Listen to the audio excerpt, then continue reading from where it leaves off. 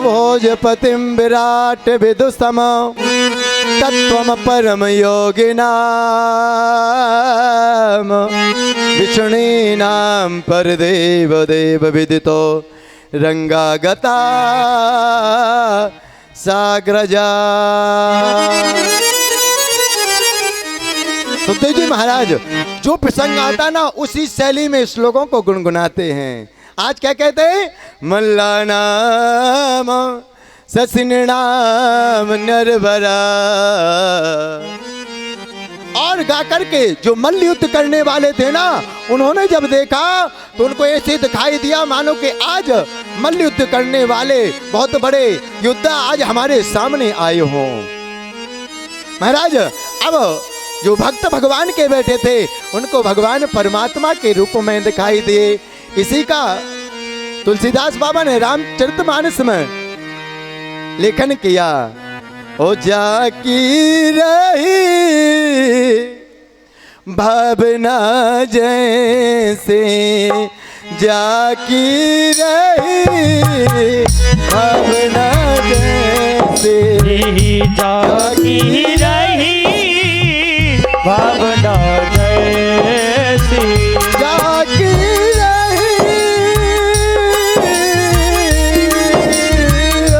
जाकी रही भावना जैसी, जाकी रही भावना जैसी, जाकी रही भावना जैसी। प्रभु मूरत कीतह तैसे, अरे प्रभु मूरत देखी तैसे, जाकी रही भावना जैसी, जाकी रही भावना जैसी, जाकी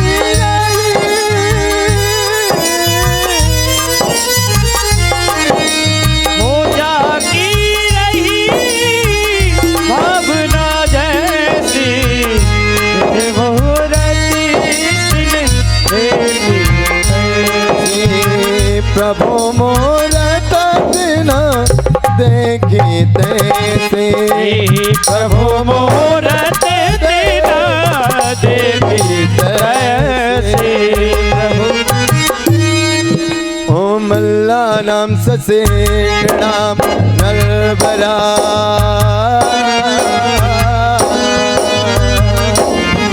स्त्री नाम स्मरो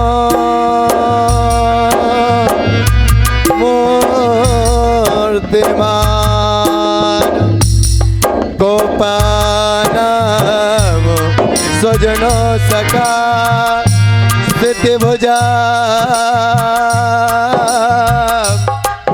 शास्त्र सुशिस्त्रो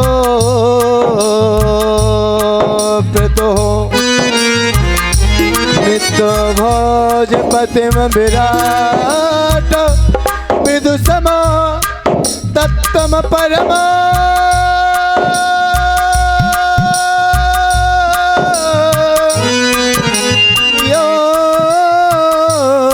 योगिनाम विष्णीनां परदेव देव विदितो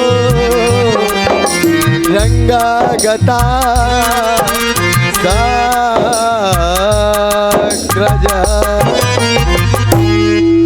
जिसके प्यारे जैसा भावना थी ना, यदि जिसके भाव में जो चल रहा था, प्यारे प्रैक्टिकल करके देखना।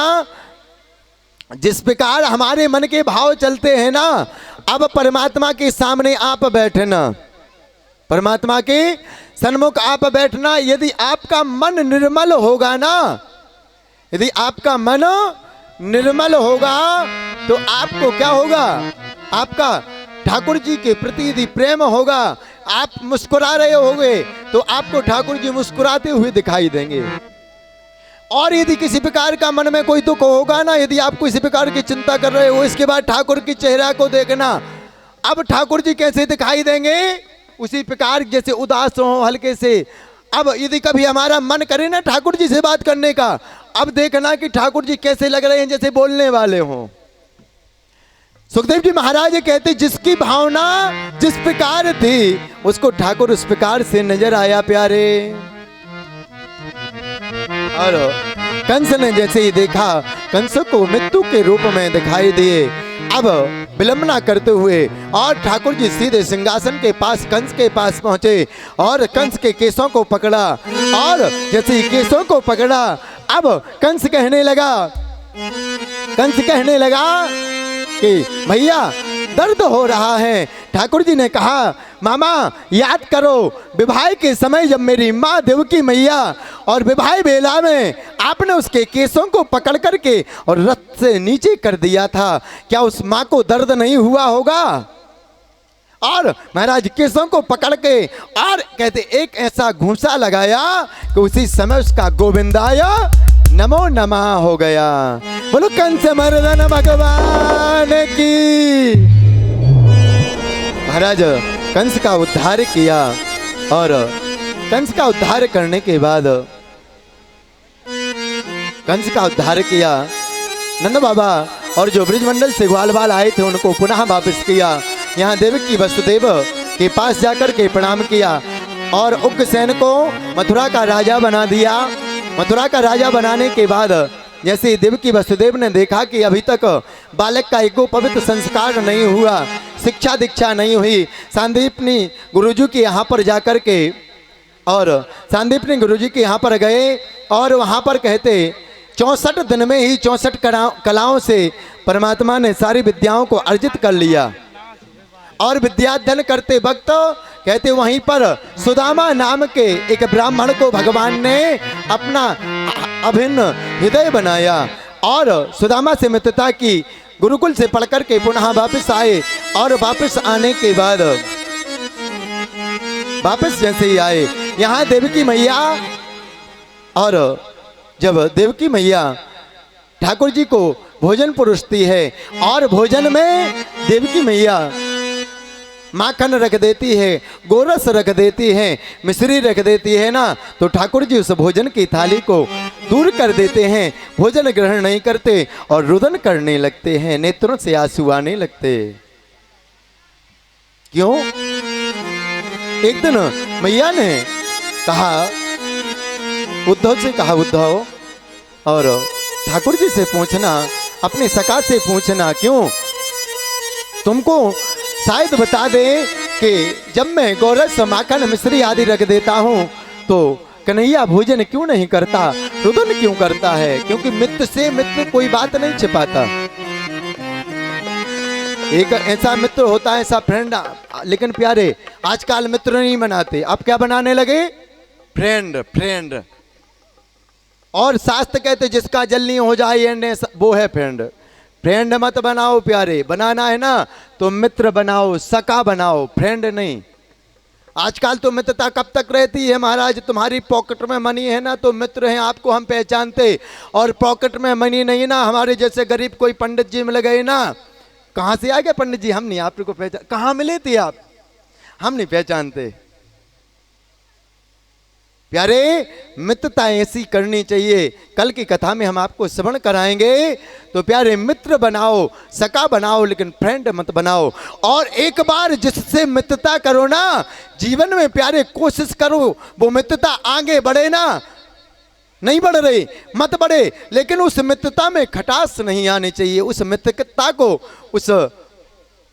मित्रता को नीचे की ओर डिमोशन नहीं होना चाहिए, उसमें प्रमोशन होता जाए, जितनी बढ़ती जाए वो प्रेम आपका जितना घनिष्ठ होता जाए हो जाए, लेकिन मित्रता में कभी खटास नहीं होनी चाहिए प्यारे।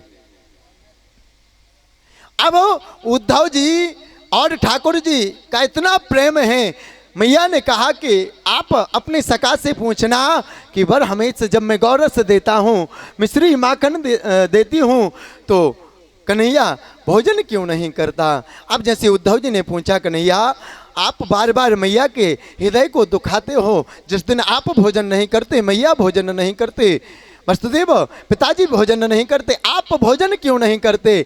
आज ठाकुर जी कहने लगे, और ठाकुर जी कहते, उद्धव ओ मोहि बिसरत नाही उद्धव मोहि ब्रज बिसरत नाही उद्धव मोहे ब्रज बिसरत नाही मोहे ब्रज बिसरत नाही ओ मोहे ब्रज बिसरत नाही उद्धव मोहे ब्रज बिसरत नाही उद्धव मोहे ब्रज बिसरत नाही उद्धव मोहे ब्रज बिसरत नाही। जय हो प्यारे के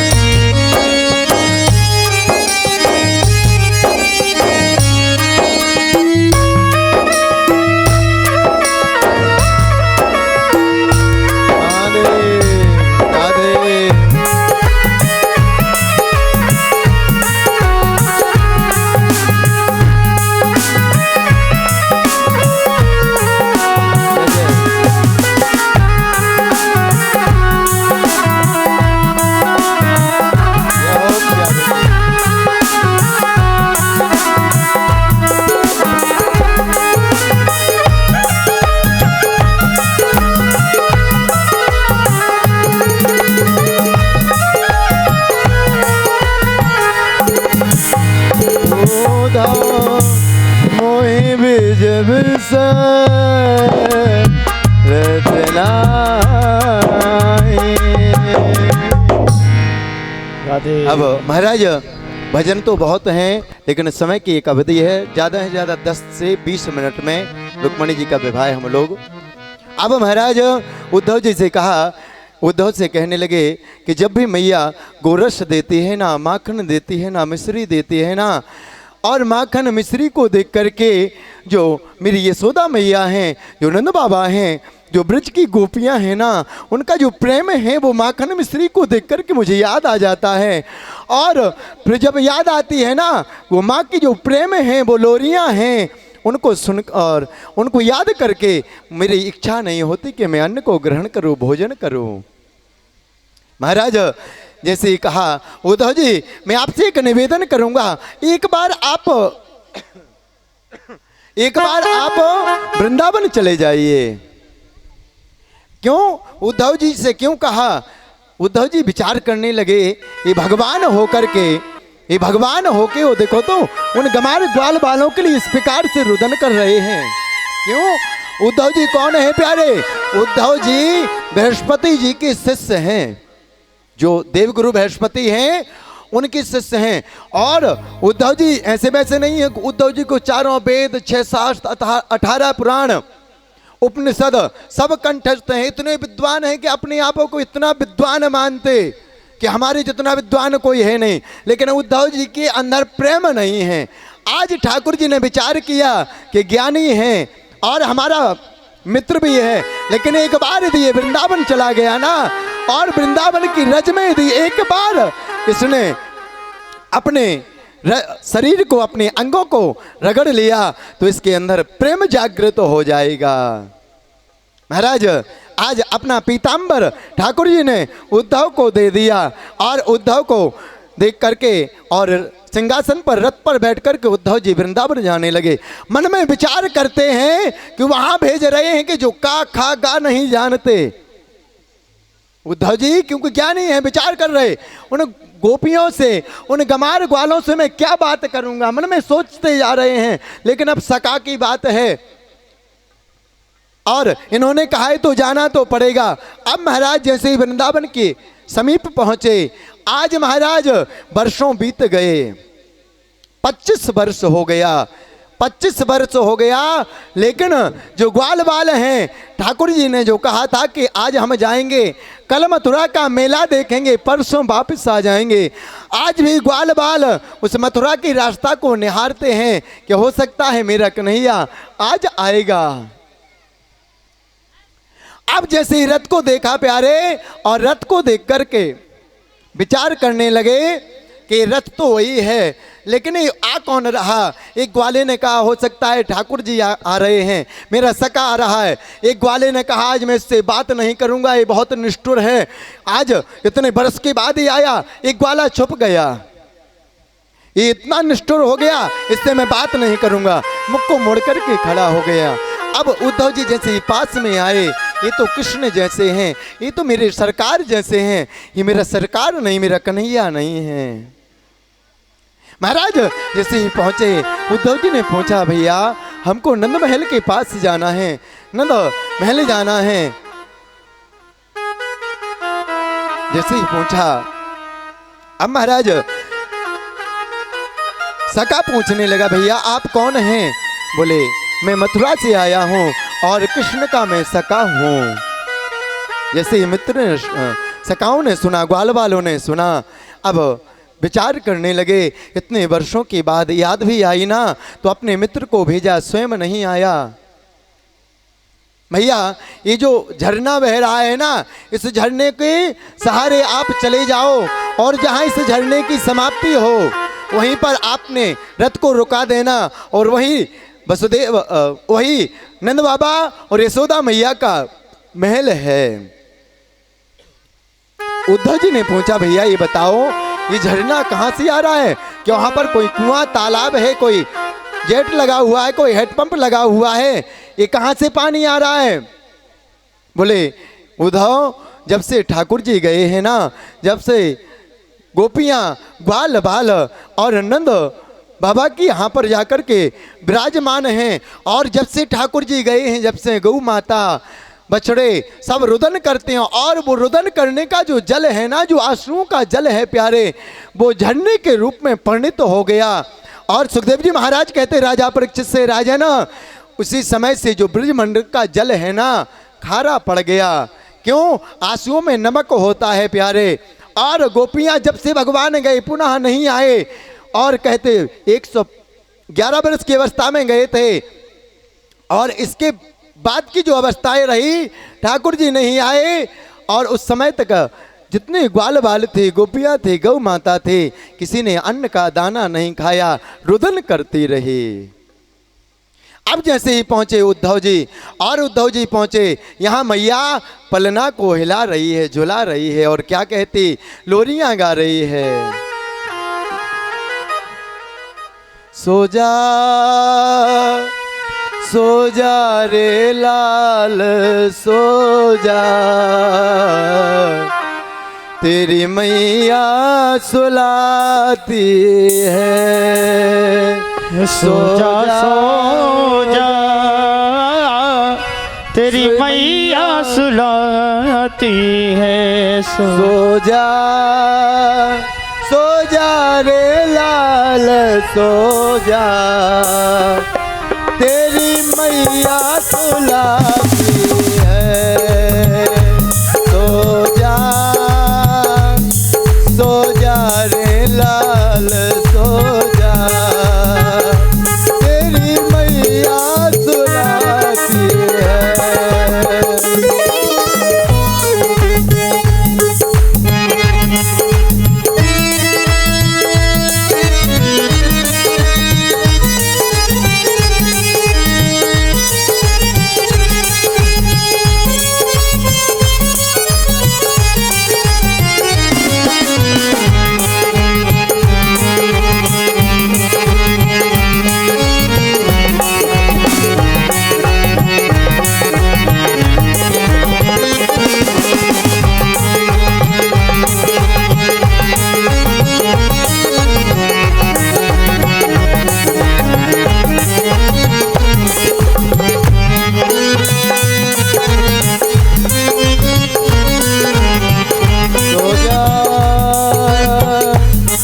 सो जा रे लाल सो जा,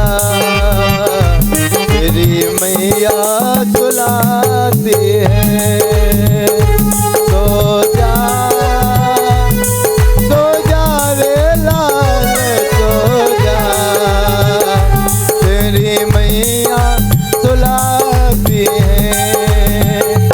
जब सुबह की होगी बेला, तेरी मैया जगाएगी। माखन और मिश्री का तो ही भोग लगाएगी। भोग लगाएगी रे, तो ही भोग लगाएगी। सो जा